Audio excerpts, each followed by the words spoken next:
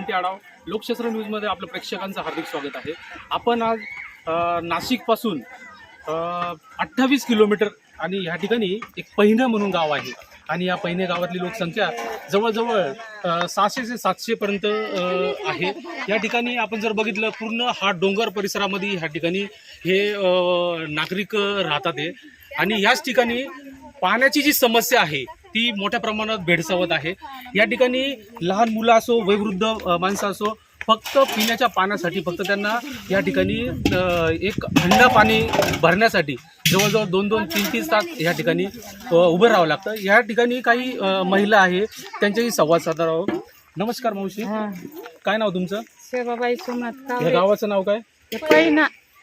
काय समस्या आहे तुमची? आमची समस्या पाणी नाही, याच आमची गरिबी स्थिती आहे. हा, तुम्ही काय करायचं ते करा. आणि हे सरपंच कोणी आहेत ना ते काही लक्ष देते नाही.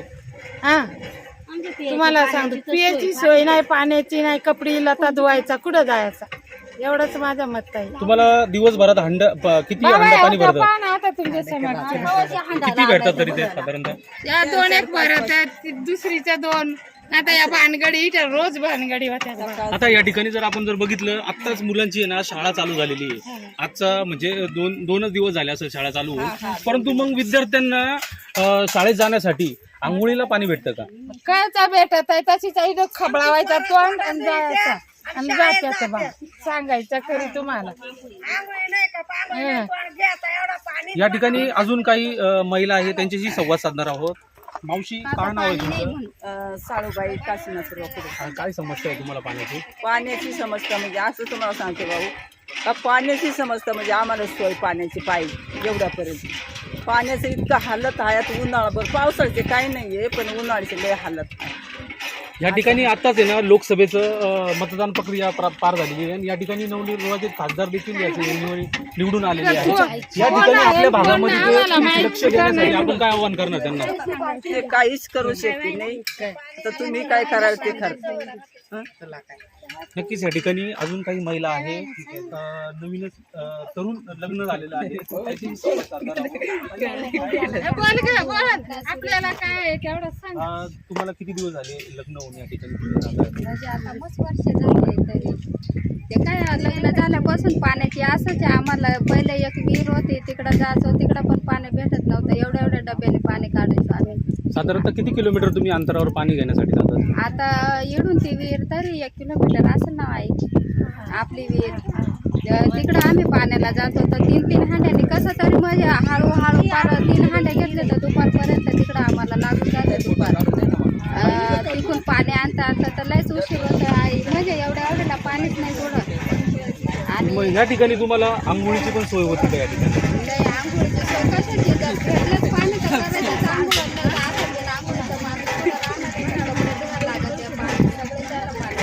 आता या ठिकाणी जवळजवळ हे 50-100 हांडे या ठिकाणी आपण लाईनीत दिसत आहे.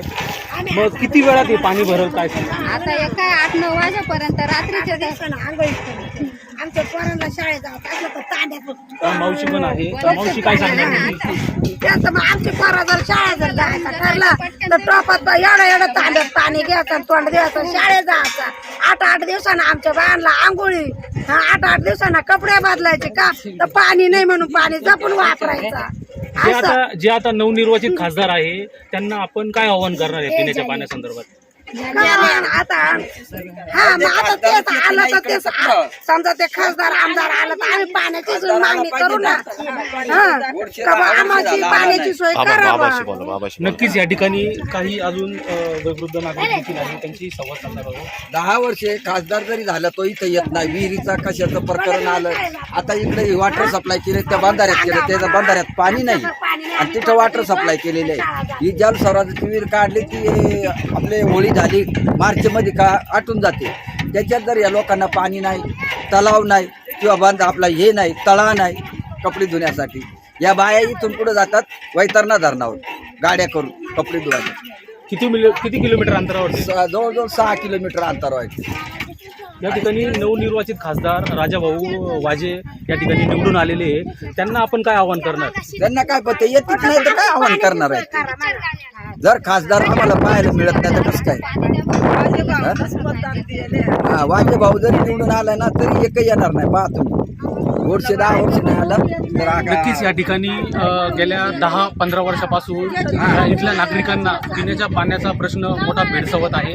त्या ठिकाणी या ठिकाणी जे माजी विद्यमान खासदार होते त्यांनी कुठलेही कामं केलेले नाही आहे. आणि आता जे नवनिर्वाचित खासदार आहे हे या ग्रामीण भागात पहिल्या गावाकडं लक्ष देतील का हे देखील बघणं महत्त्वाचं ठरणार आहे.